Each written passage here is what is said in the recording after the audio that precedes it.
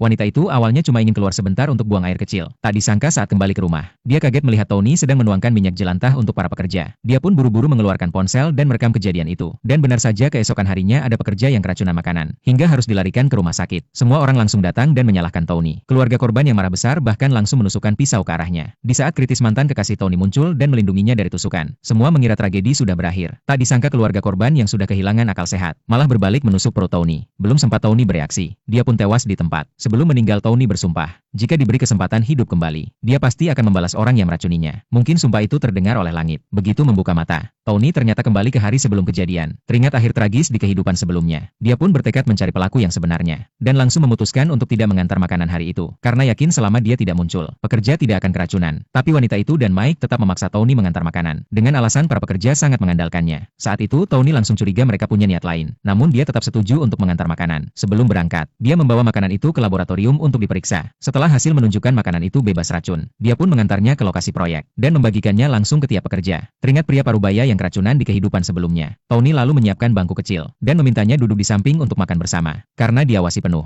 Tony yakin kali ini tidak akan terjadi apa-apa. Setelah pria itu selesai makan dan pergi, Tony menunggu 1 jam lagi. Setelah memastikan tak ada yang aneh, tiba-tiba dia mendapat telepon. Di saat bersamaan pria itu kembali kejang-kejang dan tumbang seperti sebelumnya. Tony langsung membawanya ke rumah sakit. Setelah diperiksa, dokter menyatakan pria itu kembali keracunan. Tony sangat terkejut mendengarnya. Belum sempat berpikir, Mike langsung menuduh makanan itu yang menyebabkan keracunan. Namun para pekerja lainnya langsung membantah, karena mereka semua juga makan dan tidak merasakan apa-apa. Mike pun langsung mengubah tuduhan, menyalahkan bahan makanan yang dibeli Tony tidak segar, dan menuduh Tony memakai minyak jelantah. Lalu memutar video Tony sedang menuangkan minyak. Keluarga korban yang melihat video itu langsung menyerang Tony. Di tengah semua tuduhan yang salah, Tony tidak bisa membela diri. Tiba-tiba dia teringat, jika benar keracunan makanan, asalkan cepat dibawa ke rumah sakit dan dicuci lambung, nyawa masih bisa diselamatkan. Maka dia meyakinkan keluarga korban. Begitu korban sadar, kebenaran akan terungkap. Namun dokter justru memberi kabar mengejutkan. Dalam tubuh korban ditemukan arsenik, bukan racun makanan biasa. Untuk membuktikan dirinya tidak bersalah, Tony segera menunjukkan laporan hasil uji makanan, dan memastikan bahwa semua makanan aman. Wanita itu dan Mike melihat hal tersebut, langsung mengejek dan menuduh Tony merasa bersalah makanya diuji dulu. Keluarga korban makin emosi, lalu memukuli Tony. Mike dan istrinya ikut menekan Tony, meminta dia segera mengaku dan minta maaf. Namun Tony tetap bersikeras bahwa dia tidak bersalah. Keluarga korban menganggap Tony berbohong, dan kembali ingin menyerangnya. Di saat genting, mantan kekasih Tony muncul.